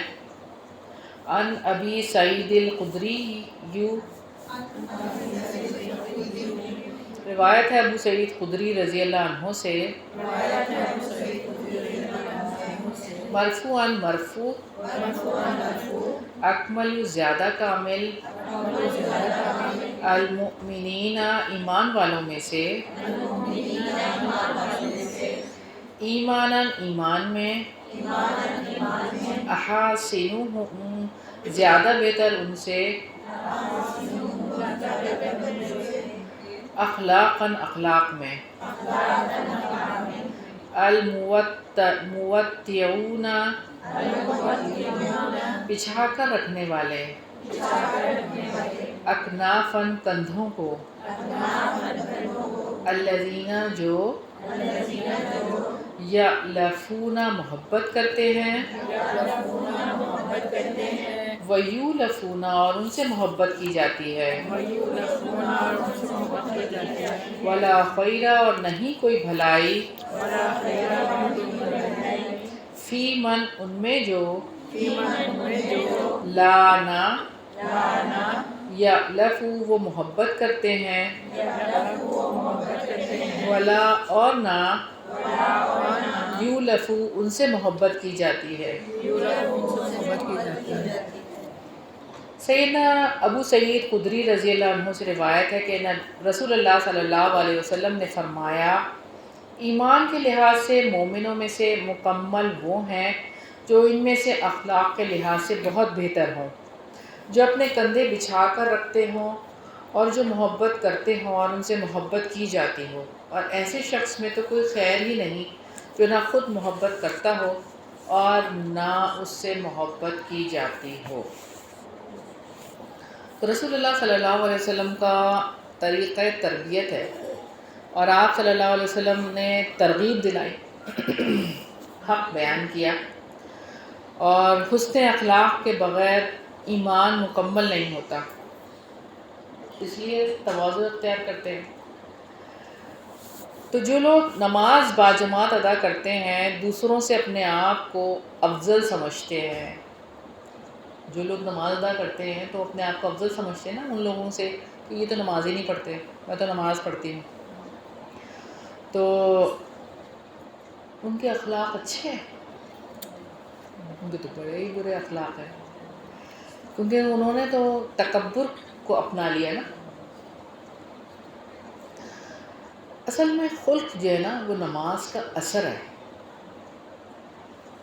اگر آپ اللہ کے لیے نماز پڑھتے ہیں اور آپ نماز پڑھتے ہوئے ایسے سوچتے ہیں کہ اللہ مجھے دیکھ رہا ہے یا میں اللہ کو یہ چیز دے رہی ہوں، یعنی دونوں میں سے کوئی ایک تو ہونا چاہیے نا آپ کے اندر، یا تو اللہ مجھے دیکھ رہا ہے یا یہ محسوس کرنا یا یہ کہ اللہ تعالیٰ کو میں یہ چیز پیش کر رہی ہوں نماز، تو یہ اگر نہیں ہے نماز پڑھتے ہوئے یہ والی کیفیت تو نماز کے اثرات نہیں ہوتے، پھر وہ والی بات جو ہے نا کہ فحشائی والمنکر یہ ختم کر دے گی نماز، تو وہ نہیں ہو سکتا پھر، تو وہ انہی لوگوں کے ساتھ ہوتا ہے کہ جو نماز کو دلجوئی کے ساتھ صرف اللہ کے لیے پڑھ رہے ہوتے ہیں۔ تو نماز کی وجہ سے انسان کے اندر عاجزی آ جاتی ہے، اور نہ سمجھ لوگ جو نماز کو سمجھ کے نہیں پڑھ رہے ہوتے وہ اسلام کی اچھی تصویر واضح نہیں کرتے، ان کے اندر پھر اس طرح کی سختی آ جاتی ہے، بظاہر لگتا ہے کہ وہ بہت دیندار ہیں تو ان کے اندر اخلاق کے اعتبار سے کچھ بھی نہیں ہوتا۔ تو مکمل ہونے میں یعنی ایمان کے مکمل ہونے میں اکمل زیادہ کامل، ٹھیک ہے، اور سمجھنے میں بہت فرق ہے۔ اپنے آپ کو بہتر سمجھے گا جو بھی تو وہ کیا ہوگا، وہ تکبر میں مبتلا ہوگا۔ اور یہاں پر جو بات ہے تواضع، اپنے آپ کو جھکا کے رکھتے ہیں، بہت بڑی صفت ہے، یہ بہت بڑی، یہ اصل میں دلوں کو جوڑنے والا عمل ہے، دل جڑتے ہیں اس سے۔ جیسے دیوار کو اگر اینٹوں کو اگر آپ جوڑیں دیوار بنانے کے لیے اور سیمنٹ نہ لگائیں درمیان میں تو کیا دیوار مضبوط ہو جائے گی؟ ایک ہی دھکے سے وہ گر جائے گی۔ تو آپس میں وہ جڑ کر نہیں رہ سکتی۔ تو وہ مومن جو ایک دوسرے سے محبت کرتے ہیں ان سے محبت کی جاتی ہے، آپس میں بانڈنگ ہوتی ہے، پھر وہ ایسے ایک دوسرے کے ساتھ جڑ جاتے ہیں۔ تو اصل میں مطلوب تو یہی ہے، اور جائز محبت جو آپس میں پروان چڑھتی ہے ایک مومن کی دوسرے مومن کے لیے، ایسی محبت کرنے کی توفیق دیں اللہ تعالیٰ جو ایمان کی نشانی ہے۔ تو یہی مطلوب ہے۔ ٹیچر آپ نے کہا نماز سمجھ کے نہیں پڑھتے، اس کا مطلب یہ کہ اس کا ترجمہ سمجھ کے نہیں ہم نماز ظاہر ہے سمجھ کے ہی پڑھنی ہے نماز، ترجمہ ہی سمجھنا ہے اس کا، اور ہم پڑھ کیا رہے ہیں، اللہ تعالیٰ کے سامنے ہم پیش کیا کر رہے ہیں، رکوع کی تسبیح کا مطلب کیا ہے، سجدے میں جو ہم پڑھ رہے ہیں وہ کیا پڑھ رہے ہیں، کیا مانگ رہے ہیں، اتحیات میں کیا پڑھ رہے ہیں، کیا ہے اتحیات، اور درود جو ہم بھیج رہے ہیں اس کے کیا معنی ہیں۔ جب تک پتہ ہی نہیں ہے تو آپ کیا بھیج رہے ہیں۔ کبھی کسی سے بات چیت ایسے کی ہے آپ نے کہ آپ کو خود ہی نہیں پتہ چل رہا ہو کہ آپ اس سے کہہ کیا رہے ہیں؟ کبھی کسی سے بات کی ہو ایسے آپ نے زندگی میں؟ بتائیں مجھے، کی ہے کبھی ایسی بات؟ اللہ تعالیٰ سے آپ ایسی بات کر رہے ہیں کہ آپ کو خود ہی نہیں پتہ چل رہا کہ آپ کیا کہہ رہے ہیں اللہ تعالیٰ سے۔ تو اس کو تو بہت زیادہ توجہ کی ضرورت ہے۔ سے محبت کرتے ہیں اللہ کے لیے، تو مجھے یہ لگتا ہے کہ یہ بہت ہی مطلب ہے کہ ایمان والا ہے۔ جیسے اور ایک ہوتا ہے کہ آپ ہر ایک سے محبت کرو، تو ہم دعا بھی تو پڑھتے ہیں نا، اللہم انی اسألک حبک کما یحبک، جو تجھ سے محبت کرتا ہے اللہ مجھے اس سے محبت کرتا ہے۔ تو یہ ایک محبت وہ ہوتی ہے جو ہم سمجھتے ہیں یہاں پر مومن کی محبت ہے نا، ایک مومن کی دوسرے مومن سے محبت ہے۔ مومن کون ہوتا ہے؟ ہاں، ایمان والا۔ ایمان والا کون ہوتا ہے؟ جو کہ ہر حکم پر سر خم کر لے، تسلیم کر لے۔ یہ ہم اس کی محبت کی بات ہاں جی، یہاں پر دنیاوی رشتوں کی محبت نہیں ہے، یہاں پر دینی رشتوں کی محبت ہے، مومن سے مومن کی محبت ہے۔ تو اپنے گھر والوں کو بھی انہی کیٹیگری میں شامل کرنے کی ضرورت ہے، اور ان کے ساتھ بھی ایسی جو ہے وہ معاملات کرنے کی ضرورت ہے کہ وہ بھی اس کیٹیگری میں آ جائیں۔ اگلی حدیث دیکھیں گے، حدیث نمبر 2468 ہے، افضل لوگوں کا بیویوں کے ساتھ رویہ۔ عن ابی ہریرہ قال، روایت ہے سیدنا ابو ہریرہ رضی اللہ عنہ سے کہا، قال رسول اللہ صلی اللہ علیہ وسلم، فرمایا رسول اللہ صلی اللہ علیہ وسلم نے، اکمل مکمل المؤمنین مومنوں میں سے، ایماناً ایمان میں، احسنہم عمدہ ہوں ان میں سے، خلقاً اخلاق میں، وخیارکم اور بہترین تمہارے، خیارکم بہترین ہے تمہارا، لنسائہم اپنی بیویوں کے لیے۔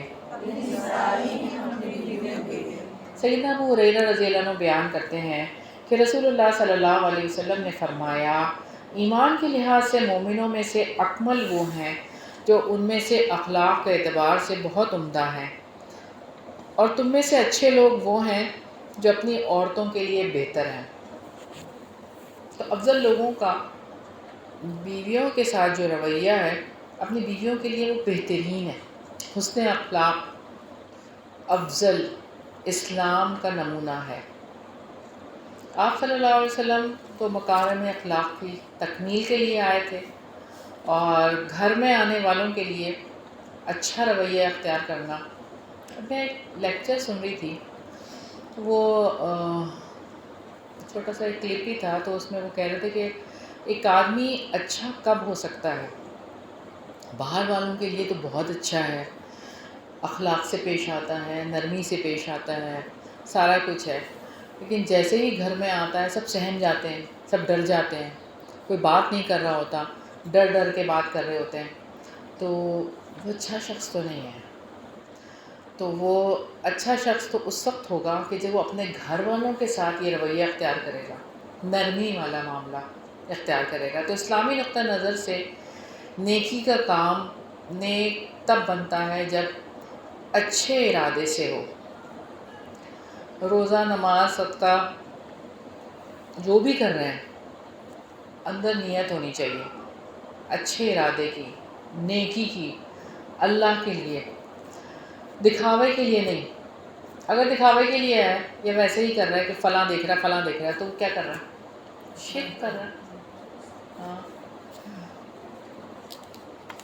من صلی یرائی فقد اشرکا، من صام یرائی فقد اشرکا، من تصدق یرائی فقد اشرکا۔ جس نے دکھاوے کی نماز پڑھی اس نے شرک کیا، دکھاوے کا روزہ رکھا شرک کیا، دکھاوے کا صدقہ کیا شرک کیا۔ تو اخلاق کا بیج ہے ہی ایمان۔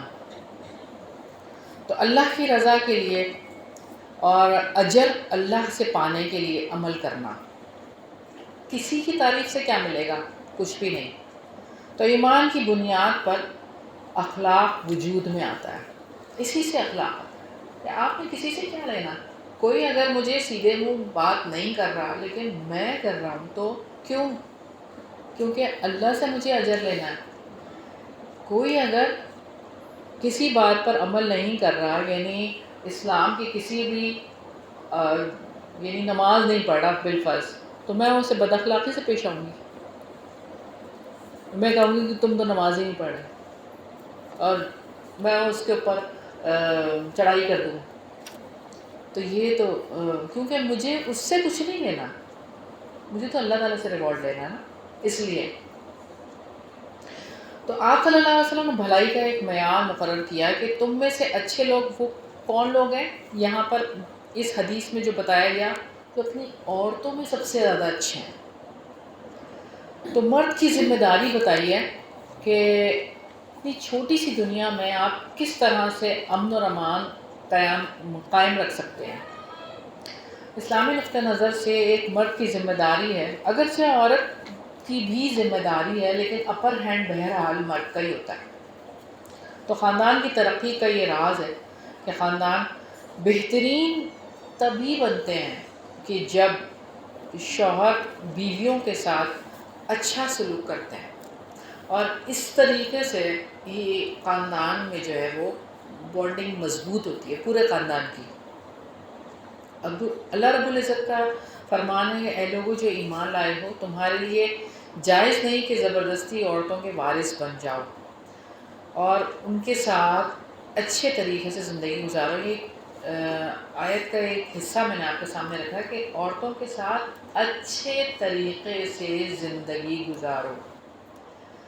تو اچھے طریقے سے لائف پارٹنر، دیکھیں ایک بیڈ روم پارٹنر نہیں، لائف پارٹنر، تو اس کو اپنی زندگی کا پارٹنر بنانا اور ہر معاملے میں مشورے اور ہر معاملے میں اس کو ساتھ لے کے چلنا، تو یہ بہرحال ایک مرد کو چاہیے کہ اپنی بیوی کو اپنا بہترین لائف پارٹنر بنائے۔ کسی ناپسندیدگی کے باوجود بھی اللہ تعالیٰ نے خیر کا پہلو دیکھنے کے لیے کہا ہے کہ تم اس میں خیر ہی تلاش کرو اپنی بیوی میں۔ حجۃ الوداع کے موقع پر بھی آپ صلی اللہ علیہ وسلم نے خبردار کیا کہ عورتوں سے بھلائی کرو، تو تمہارے پاس قید میں نہیں ہے، سمجھ آئی نا، وہ قیدی نہیں ہے، اور تو ان سے اچھی طرح بھلائی کرو۔ تو عورتوں کے لیے جو حق ہے وہ ادا کیا جائے، اور وہ لوگ ایسے لوگوں کو تمہارے گھر میں نہ لائیں جن کو تم ناپسند کرتے ہو عورتوں کے لیے، اور تم میں بہتر وہ ہے جو اپنے گھر والوں کے لیے بہتر ہے، اور آپ صلی اللہ علیہ وسلم نے فرمایا کہ اور تم میں سب سے بہتر میں ہوں، کہ جو اپنے گھر والوں کے ساتھ بہتر ہے۔ تو عورتوں کے بارے میں آپ صلی اللہ علیہ وسلم نے فرمایا کہ میری وصیت یاد رکھنا، کیونکہ وہ ہمیشہ ہی ٹیڑھی رہے گی، کیونکہ اسے ایک ٹیڑھی پھسلی سے پیدا کیا گیا، تو ان کے ساتھ اچھا سلوک کرو۔ اور ہم نے بہت ساری ایسی روایات دیکھی تھیں پہلے بھی کہ حضرت عائشہ رضی اللہ عنہا کے ساتھ کیسے آپ صلی اللہ علیہ وسلم کا رویہ تھا کہ وہ گوڑیوں سے کھیلا کرتی تھیں، اور آپ صلی اللہ علیہ وسلم جب ان کے پاس جاتے تو بھی ان کو کھیلنے کی اجازت دے دیتے تھے، یعنی ان کا خیال کرتے تھے۔ اور پھر ہم نے وہ واقعہ بھی دیکھا کہ کیسے آپ صلی اللہ علیہ وسلم نے دوڑ لگائی تھی حضرت عائشہ کے ساتھ۔ پہلی دفعہ دوڑ لگائی تھی تو حضرت عائشہ جیت گئی تھی، اور دوسری دفعہ دوڑ لگائی تھی تو حضرت عائشہ ہار گئی۔ تو آپ صلی اللہ علیہ وسلم نے فرمایا تھا کہ یہ اس کا بدلہ ہے جو پہلی دفعہ تم نے دوڑ لگا دی۔ بہرحال تو ایسے کھیل بھی بیویوں کے ساتھ ہونے چاہیے، یعنی باہر بھی اس جگہ پہ کہ جہاں پہ کوئی آپ دیکھیں کہ ایسی جگہ ہے کہ جہاں پہ کوئی آپ کو دیکھ نہیں پا رہا۔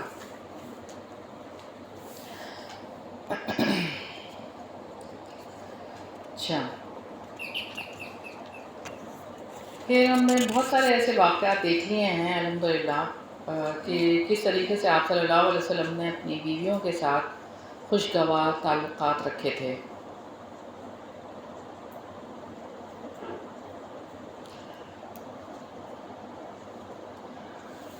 جیسے کہ ہمیں ایک روایت سے ملتا ہے، ابو ہریرہ رضی اللہ عنہ سے مروی ہے کہ آپ صلی اللہ علیہ وسلم نے فرمایا کہ عورتوں میں سے جب ان سے پوچھا گیا آپ صلی اللہ علیہ وسلم سے کون سی عورت اچھی ہوتی ہے، آپ صلی اللہ علیہ وسلم نے فرمایا کہ وہ اپنے شوہر کو خوش کر دے اور اپنے شوہر کی مخالفت نہ کرے۔ تو یہ والی بات بھی سوچنے والی ہے کہ دنیاوی معاملات میں شوہر کی مخالفت کر کے کیا ملے گا؟ خاموش ہو جانا چاہیے۔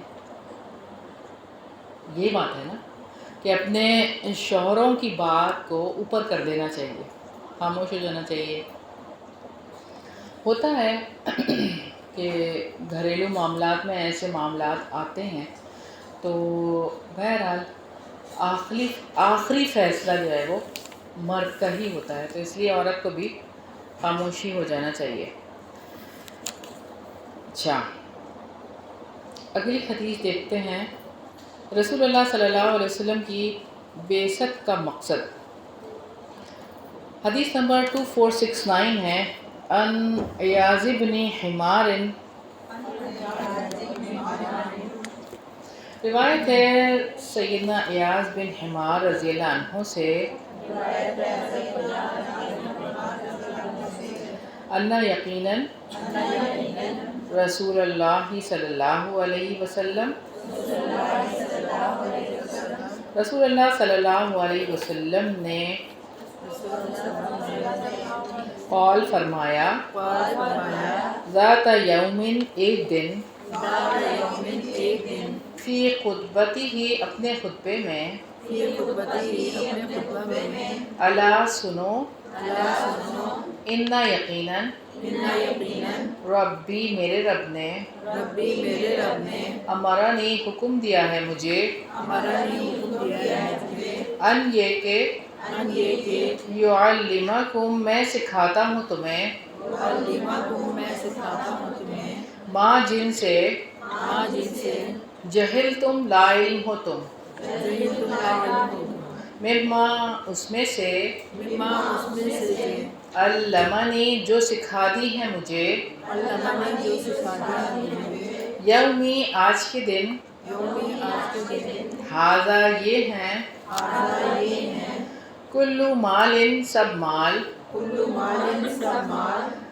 نحلتہ میں نے عطا کیا اس کو، عبداً اپنے بندے کو، حلال حلال سے، وانی اور یقیناً میں نے، خلقت میں نے پیدا کیا، عبادی اپنے بندوں کو، حنفاء رجوع کرنے والا،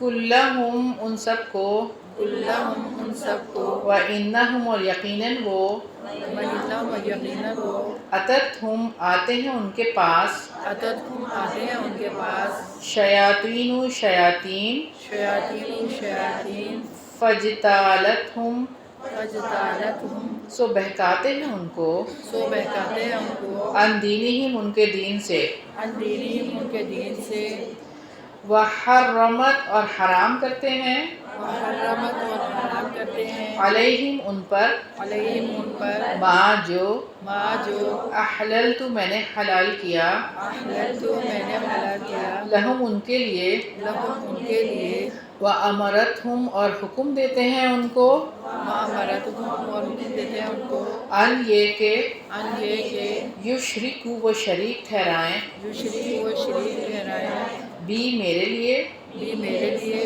یا میرے ساتھ، میرے ساتھ، معلم جو نہیں، معلوم جو نہیں، انزل میں نے نازل کی، انزل میں نے نازل کی، بھی اس کی، بھی اس کی، سلطاناً کوئی حجت، سلطانہ کوئی حجت، وَإِنَّ اور یقیناً، وَإِنَّ اور یقیناً، اللہ اللہ تعالی، اللہ تعالیٰ نظر نظر کی، نظر نظر کی، الی طرف، طرف اہل الارض اہل زمین کے، اہل زمین کے، فمقتہم تو ناپسند کیا ان کو، ہم تو ناپسند کیا ان کو، عربہم ان کے عرب کو، وعجمہم اور ان کے عجم کو، عجم اور ان کے عجم کو، الا مگر، مگر بقایا بچ گئے، بقایا بچ گئے، من اہل الکتابی اہل کتاب میں سے، من اہل کتابی اہل کتاب میں سے، وقال اور فرمایا، وقال فرمایا، انما یقیناً، انما یقیناً، بعثتو کا میں نے بھیجا تجھے، بعثت کا میں نے بھیجا تجھے، لِأَبْتَلِيكَ تاکہ میں آزماؤں تجھے، لِأَبْتَلِيكَ تاکہ میں آزماؤں تجھے، وَأَبْتَلِيَ اور آزماؤں ان کو، بکا تیرے ساتھ، بکا تیرے ساتھ، وَأَنزَلْتُ اور میں نے نازل کی، انزلت اور میں نے نازل کی، علیکا تجھ پر، علیکا تجھ پر، کتاباً کتاب، کتاباً کتاب، لا یغسلہ نہیں دھو سکتا اس کو، لا یغسلہ نہیں دھو سکتا اس کو، الماء پانی، الماء پانی، وتقرؤہ اور تم تلاوت کرو گے اس کی، وتقرؤہ اور تلاوت کرو گے اس کی، نائماً نیند میں، نائماً نیند میں، ویقظان اور بیداری میں، ویقظان اور بیداری میں، وَإِنَّ اور یقیناً، وَإِنَّ اور یقیناً، اللہ اللہ تعالیٰ نے، اللہ تعالیٰ نے امرنی حکم دیا مجھے، حکم دیا مجھے، ان یہ کہ یہ کہ احرق میں جلا دوں، محرقہ میں جلا دوں، قریشاً قریش کو، قریش قریش کو، فقلتو تو میں نے کہا، فقلت تو میں نے کہا، ربی اے میرے رب، ربی اے میرے رب، اِذَن یسلقوا تب تب پھوڑ دیں گے، چھوڑ دیں گے، رأسی میرا سر، راسی میرا سر، فیدعوہ تو کر دیں گے، خبزتاً اس کو روٹی، قالا فرمایا، استخرجہم استخرجہم نکال دو تم ان کو، نکال دو تم، کما جیسا، کما جیسا استخرجو کا انہوں نے نکالا تمہیں، استخرجوا انہوں نے نکالا تمہیں، وَخْزُوهُمْ اور جہاد کرو ان سے، وَخْذُوهُمْ اور جہاد کرو ان سے، نُخْزِکَ ہم مدد کریں گے تیری، وَأَنفِقْ اور خرچ کرو، وَأَنفِقْ اور خرچ کرو، فَسَنُنْفِقُ تو خرچ کیا جائے گا، علیکا تجھ پر، وَبَعَثْ اور بھیجو، جیشن لشکر، جیشن لشکر، نبعث ہم بھیجیں گے، نبعث ہم بھیجیں گے، خمسطاً 5 گنا، خمسطاً 5 گنا، مثلہ اس کو، مثلہ اس کو، وقاتل اور جنگ کرو، وقاتل اور جنگ کرو، بیمن ان میں سے، بمن ان میں سے، اطاع کا جو تیری اطاعت کریں، اطاع کا جو تیری اطاعت کریں، من عصا کا ان سے جو نافرمانی کریں تیری. من عصا کا جو قول فرمایا قال فرمایا وَأَهْلُ الْجَنَّةَ اور اہل جنت باہر جنت اور اہل جنت ثلاثۃ تین طرح کے ہیں. ثلاثۃ تین طرح کے ہیں. ذو سلطان صاحب اقتدار، ذو سلطان صاحب اقتدار، مقسط منصف، مقسط متصدق صدقہ کرنے والا، متصدق صدقہ کرنے والا، موفق توفیق دیا گیا. موفق توفیق دیا گیا، ورجل اور وہ شخص ورجل اور وہ شخص رحیم رحم دل، رحم دل، رقیق نرم دل ہو، رقیق القلبی نرم دل ہو، رقیق القلب نرم دل ہو، لکل واسطے ہر، لکل واسع ہے، ذی قربا رشتہ دار، ذی قربہ رشتہ دار، و مسلم اور مسلمان کے لیے، و مسلم و مسلمان کے لیے، و عفیف اور پاک دامن، عفیف اور پاک دامن، متعفف متعفف سوال کرنے سے بچنے والا، سوال کرنے سے بچنے والا، متصدق صدقہ کرنے والا، متصدق صدقہ کرنے والا، ذو عیال اہل و عیال والا. ذو عیال اہل و عیال والا. قول فرمایا قال فرمایا وَأَهْلُ النَّارِ اہل النار اور اہل دوزخ اور اہل دوزخ خمسۃ پانچ طرح کے ہیں. خمسۃ پانچ طرح کے ہیں. الضعیف کمزور، الضعیف کمزور، الذی وہ شخص اللہ سے وہ شخص لا زبر نہیں توفیق، لا زبر نہیں توفیق، لہو اس کے لیے، لہو اس کے لیے، الذی جن میں، الذی جن میں، ہم وہ، فیکم تم میں، فی تم میں، تبعاً فرما بردار رہتے، تمام فرمان رہتے، لا یتبعون نہیں وہ چاہتا، لا یتبعون نہیں وہ چاہتا، اہلاً گھر والے، اہل والے، ولا اور نہ، ولا اور نہ، مالاً مال، مال مال، والخائن اور خیانت کرنے والا، والخائن اور خیانت کرنے والا، الذی جس کی، الذی جس کی، لا نہیں، لا نہیں، یخفا چھپی ہوئی، یخفا چھپی ہوئی، لہو اس کے لیے، لہو اس کے لیے، تمعن لالچ، تمام لالچ، وَإِنْ اور اگرچہ، و ان اور اگرچہ دق معمولی چیز ہو، دقہ معمولی چیز ہو، الا مگر، الا مگر خانہ ہو خیانت کرے اس کی، خانہ و خیانت کرے اس کی، ورجل اور ایک شخص، رجل ایک شخص، لا نہیں، نہ نہیں، یصبح وہ صبح کرتا ہو، جس پہ وہ صبح کرتا ہو، ولا اور نہ، ولا اور نہ، یمسی وہ شام کرتا ہو، یمسی وہ شام کرتا ہو، الا مگر، الا مگر وہوا اور وہ، وہو اور وہ، یقادیو کا دھوکہ دینے والا ہو تجھ کو، یقادیو کا وہ دھوکہ دینے والا تجھ کو، ان اہلی کا تیرے گھر والوں سے، ان اہلی کا تیرے گھر والوں سے، و مالکا اور تیرے مال سے، مالکہ اور تیرے مال سے، و ذکر البخل اور ذکر کیا بخل، وذکر البخل اور ذکر کیا بخل، او یا او یا الکذب جھوٹ کا، الکذبہ جھوٹ کا، والشنزیر والشنزیر اور بدخلق، اور بدخلق، الفحاش فحاش فحش گوئی کرنے والا، فحش کوئی کرنے والا، وَإِنَّ اللَّهَ اور بے شک اللہ تعالیٰ، وَإِنَّ اللَّهَ بے شک اللہ تعالیٰ، اوحا وحی کی، اوحا وحی کی، الیہ میں طرف میری، الیہ طرف میرے، ان یہ کہ ان یہ کہ تواضع عاجزی کرو، تواضع و عاجزی کرو، حتیٰ یہاں تک کہ حتیٰ یہاں تک کہ لا نہ لا یفخر فخر کرے، یفخر فخر کرے، احد کوئی ایک، احد کوئی ایک، ولا یبغی اور نہ زیادتی کرے، ولا یبغی اور نہ زیادتی کرے، احد کوئی ایک، احد کوئی ایک، علی اوپر، علی اوپر، احد کسی ایک کے. احد کسی ایک کے.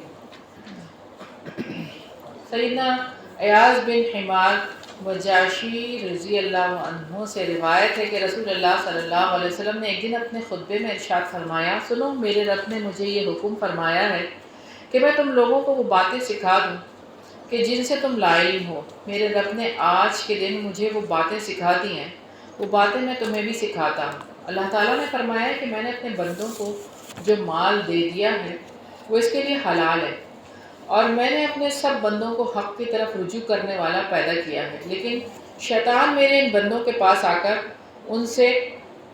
ان کے دین سے بہکاتے ہیں اور ان میں سے اپنے بندوں کے لیے جن چیزوں کو حلال کیا ہے ان کے لیے حرام قرار دیتے ہیں، اور وہ ان کو ایسی چیزوں کو میرے ساتھ شریک کرنے کا حکم دیتے ہیں کہ جس کی کوئی حجت میں نے نازل نہیں کی۔ اور اللہ تعالیٰ نے زمین والوں کو دیکھا، پھر ان سب کو برا سمجھا، عرب کے ہوں یا عجم کے، سو ان چند لوگوں کے جو اہل کتاب میں سے باقی تھے۔ اور اللہ تعالیٰ نے فرمایا کہ میں نے تمہیں اس لیے بھیجا ہے تاکہ میں تم کو آزماؤں اور ان کو بھی آزماؤں کہ جن کے پاس آپ صلی اللہ علیہ وسلم کو بھیجا ہے، اور میں نے آپ صلی اللہ علیہ وسلم پر ایک ایسی کتاب نازل کی ہے کہ جسے پانی نہیں دھو سکتا، تم نیند اور بیداری دونوں حالتوں میں اس کی تلاوت کرتے ہو۔ اللہ تعالیٰ نے مجھ کو یہ حکم دیا ہے کہ میں قریش کو جلا دوں۔ میں نے کہا، اے میرے پروردگار، وہ تو میرا سر پھوڑ دیں گے اور اس کو کچل کر روٹی کی طرح بنا دیں گے۔ اللہ نے فرمایا، تو ان کو نکال دے جس طرح انہوں نے تجھے نکالا، اور ان سے جہاد کر، ہم تیری مدد کریں گے، اور تو خرچ کر، تجھ پر خرچ کیا جائے گا، اور تو ایک لشکر بھیج، ہم اس کی 5 مثل بھیجیں گے، اور اپنے فرما برداروں کے ساتھ مل کر اپنے نافرمانوں سے لڑ۔ اور جنتی لوگ 3 طرح کے ہیں: منصف صاحب اقتدار جو صدقہ کرنے والا ہو اور اسے نیک کاموں کی توفیق دی گئی، ہر وہ شخص جو قریبی رشتہ دار اور مسلمان کے حق میں نرم دل اور رحم دل ہو، تیسرا ہر وہ شخص جو پاک دامن ہو اور اہل و عیال کے باوجود مانگنے سے بچنے والا صدقہ کرنے والا ہو، اور دوزخ والے 5 طرح کے لوگ ہیں: وہ کمزور شخص کہ جس کو بری بات سے بچنے کی توفیق نہیں، وہ تم میں تمہارا فرما بردار، وہ گھر بار چاہتا ہے نہ مال۔ دوسرا وہ خائن جس کی لالچ مخفی نہیں ہوتی، جب اسے معمولی سی چیز میں خیانت کرنے کا موقع ملتا ہے تو وہ خیانت کر گزرتا ہے۔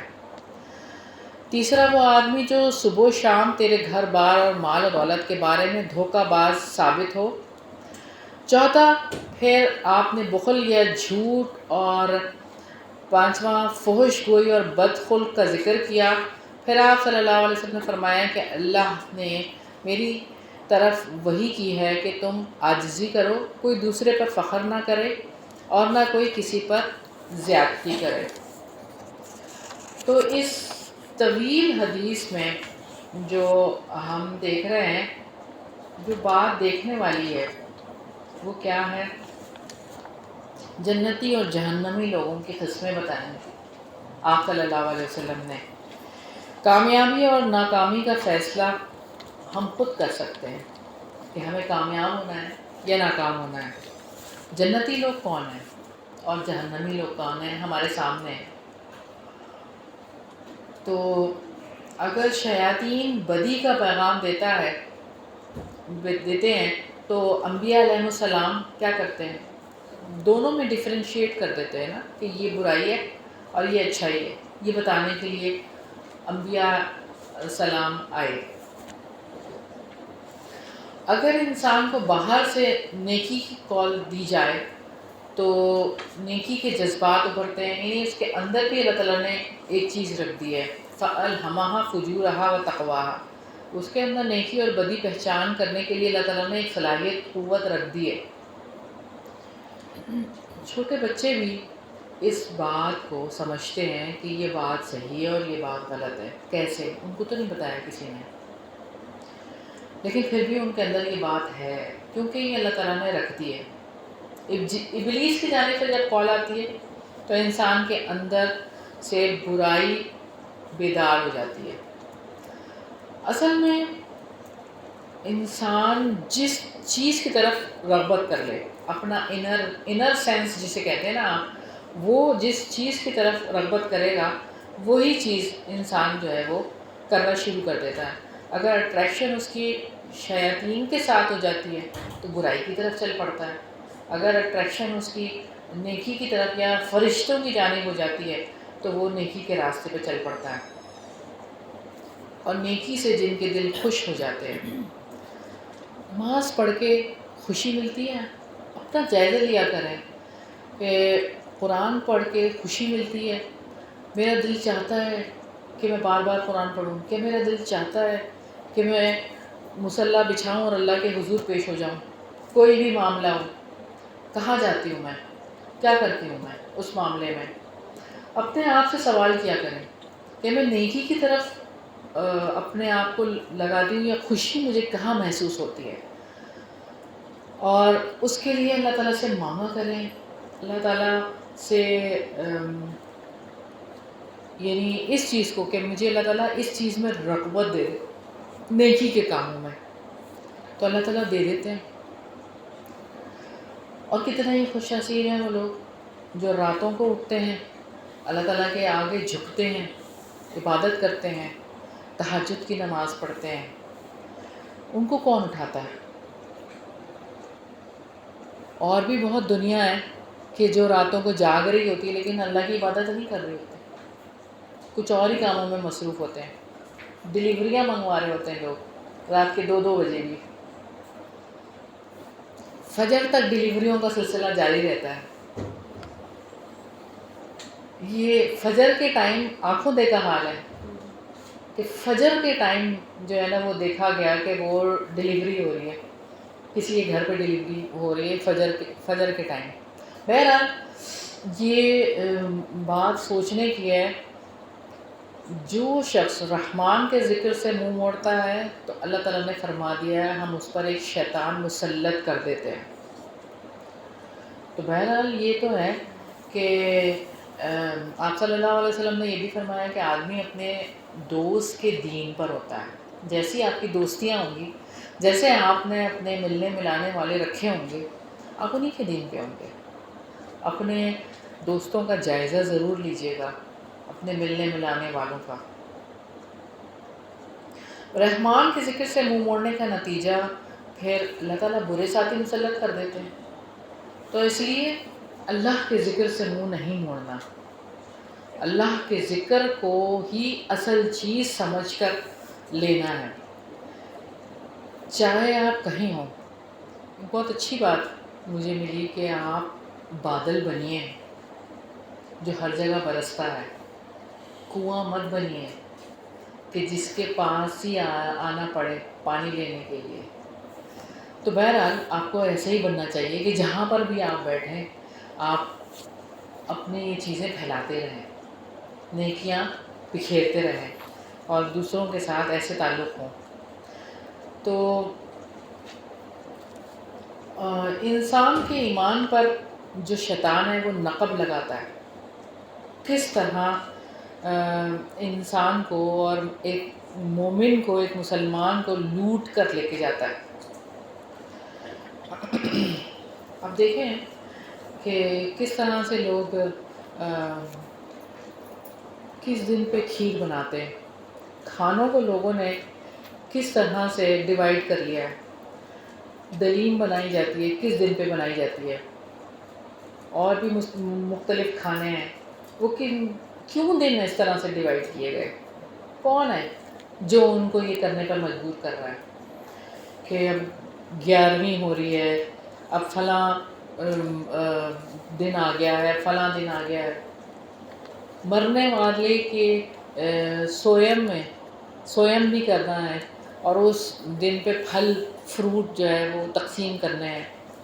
جب زندہ تھے، جب پھل فروٹ نہیں کھلانے کی توفیق ہوئی تھی، اب وہ چلے گئے ہیں تو پھر پھل فروٹ کھلائے جا رہے ہیں۔ بہرحال یہ کون ہے جو یہ کام کرواتا ہے؟ یہ شیطان ہے، شیطان کی طرف سے یہ کام کروائے جاتے ہیں۔ اور جب انسان اللہ کے لیے خرچ کرنے کے لیے جاتا ہے تو شیطان مٹھی بند کروا دیتا ہے اور وسوسے ڈالتا ہے. کتاب کے لیے، اللہ کے کلام کے لیے خرچ کرنے کے لیے نکلتا ہے تو شیطان روکتا ہے اور اس کو نہیں کرنے دیتا ہے.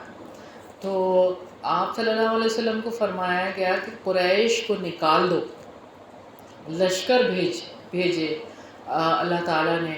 اور کس طرح سے ہم دیکھتے ہیں بدر میں آئے اور فرشتے، اور کس طرح سے اللہ تعالیٰ کی مدد آئی غزوہ بدر میں.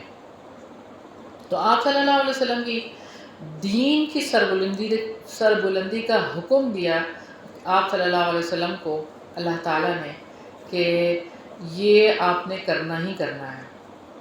اور نیکیوں کی توفیق کا مل جانا، نیک کام کرنا دراصل جنتی ہونے کی دلیل ہے.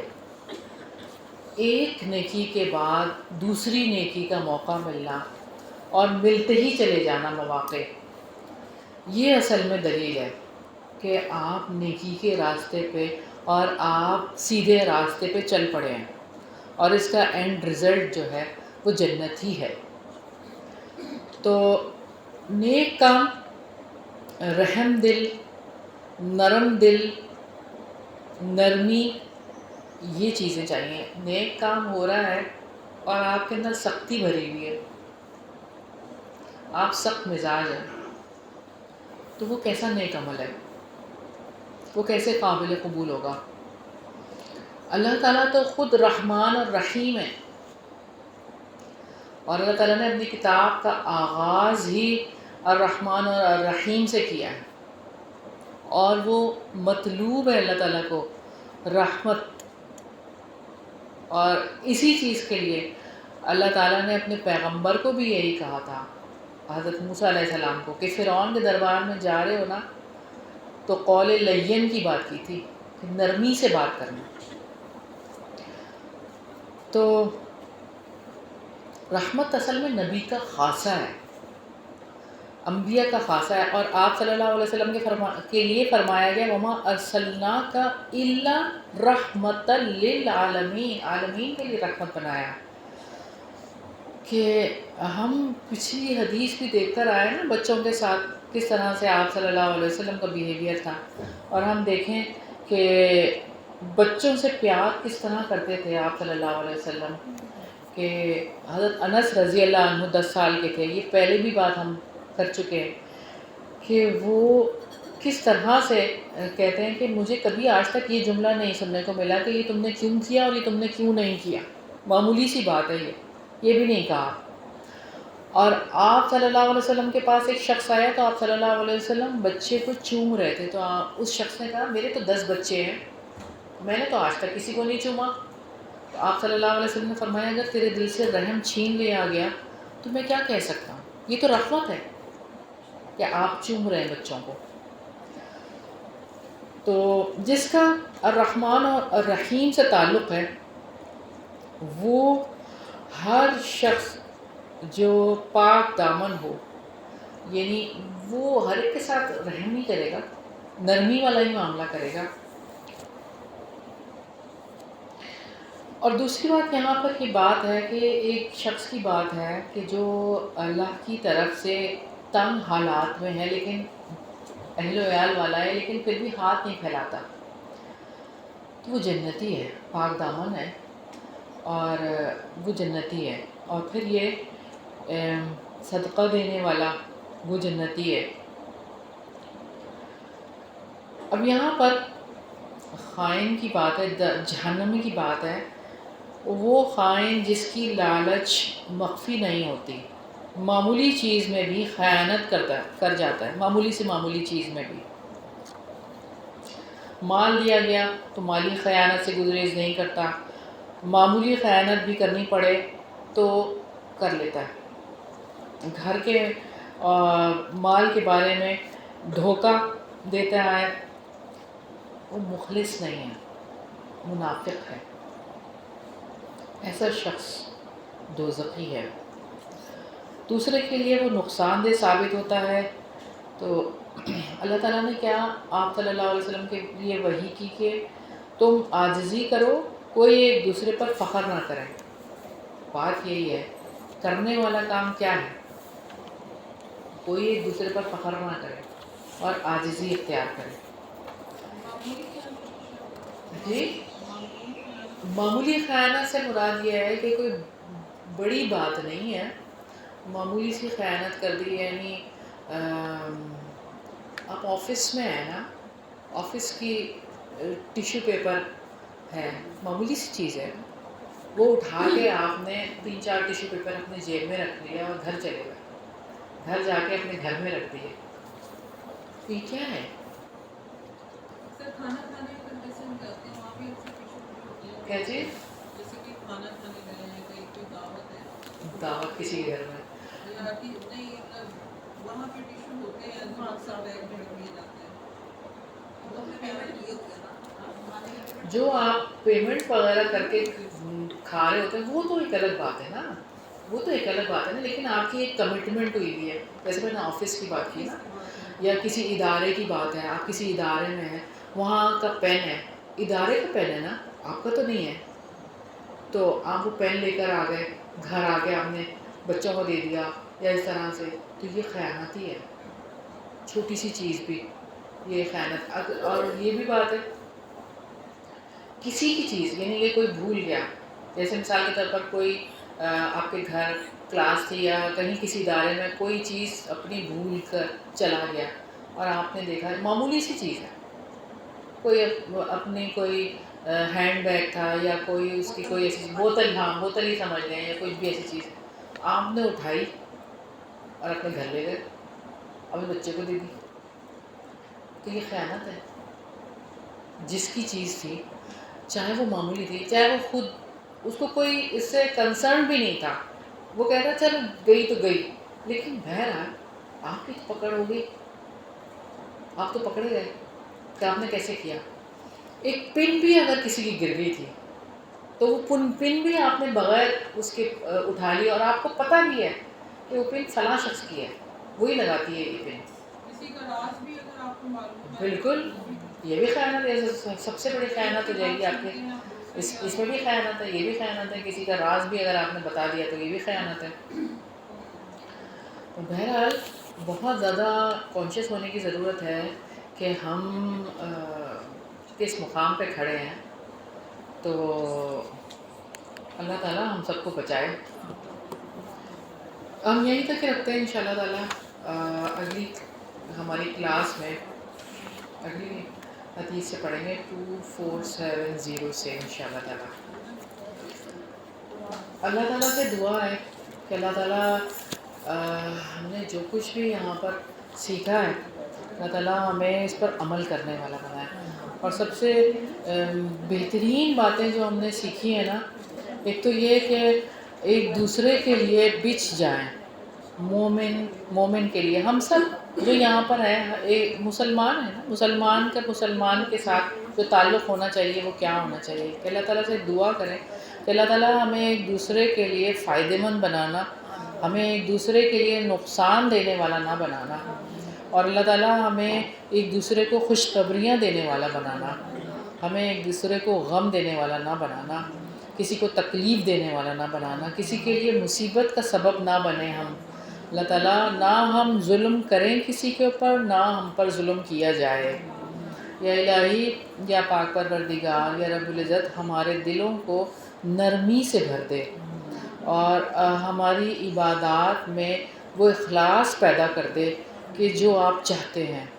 یا الہی ہمیں گناہوں سے کوسوں دور کر دے اور ہمیں نیکی کرنے کی بہترین توفیق عطا فرما، اور اتنی نیکیاں کرنے کی توفیق عطا فرما کہ جب ہم آپ کے پاس آئیں تو ہمارا دل خوشی سے بھر جائے. یا الہی ہمیں جنتیوں والے کام کرنے کی توفیق عطا فرمانا.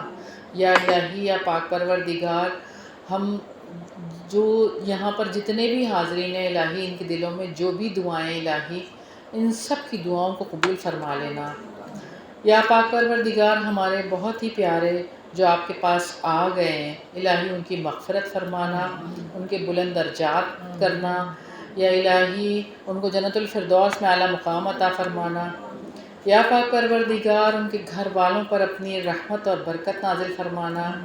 یا الہی یا رب العزت یا رب ذوالجلال والاکرام جو بچے یتیم ہو گئے الہی یا پاک پروردگار ان پر اپنی خاص رحمت کر دینا، خاص فضل کر دینا۔ یا رب العزت یا رب ذوالجلال والاکرام ہمیں اپنے والدین کے لیے بہترین صدقہ جاریہ بنانا، ہماری اولادوں کو ہمارے لیے بہترین صدقہ جاریہ بنانا۔ یا پاک پروردگار یا رب العزت یا رب ذوالجلال والاکرام یہاں پر جتنے بھی حاضرین ہیں یا الہی ان پر ان کے گھر والوں پر اپنی رحمتیں اور برکتیں نازل فرمانا۔ یا الہی یا پاک پروردگار اس گھر کے لیے خصوصی دعا ہے، اس پر اپنی رحمت اور برکت نازل فرما، اس کے گھر والوں پر اپنی رحمت اور برکت نازل فرما۔ یا الہی یا پاک پروردگار یا رب العزت یا رب ذوالجلال والاکرام جو مسلمان جہاں کہیں پر بھی مصیبت میں تکلیف میں الہی ان سب کی مصیبتوں اور تکالیف کو دور فرما دے۔ یا الہی اسلام کی حفاظت فرما، یا الہی قرآن کی حفاظت فرما۔ یا پاک پروردگار قرآن کو ہمارے سینوں میں محفوظ کر دے، یا الہی ہم سب کو حفظ کرنے کی سعادت نصیب فرما۔ یا پاک پروردگار یا رب العزت یا رب ذوالجلال والاکرام جو حفاظ ہیں ان کی حفاظت فرما۔ یا پاک پروردگار قرآن کی حفاظت فرما۔ یا الہی یا پاک پروردگار یا رب العزت آپ کا وعدہ ہے اور آپ اپنے وعدے کے خلاف نہیں کرتے۔ یا پاک پروردگار یا رب العزت یا رب ذوالجلال والاکرام تمام مسلمانوں کی حفاظت فرما۔ یا الہی پاکستان کی حفاظت فرما۔ یا الہی پاکستان کو اسلام کا قلعہ بنا دے۔ یا الہی یا پاک پروردگار جو بھی دعائیں ہم نے مانگی اور جو دعائیں مانگنے سے رہ گئی ہیں ساری دعاؤں کو قبول فرما لے۔ ربنا تقبل منا انک انت السمیع العلیم وتب علینا انک انت التواب الرحیم برحمتک یا ارحم الراحمین۔ الہی آمین، الہی آمین۔ اللہم صلی علی محمد وعلی آل محمد کما صلیت علی ابراہیم وعلی آل ابراہیم انک حمید مجید۔ اللہم بارک علی محمد وعلی آل محمد کما بارکت علی ابراہیم وعلی آل ابراہیم انک حمید مجید۔ سبحانک اللہم وبحمدک نشہد ان لا الہ الا انت نستغفرک ونتوب الیک۔ السلام علیکم ورحمۃ اللہ وبرکاتہ۔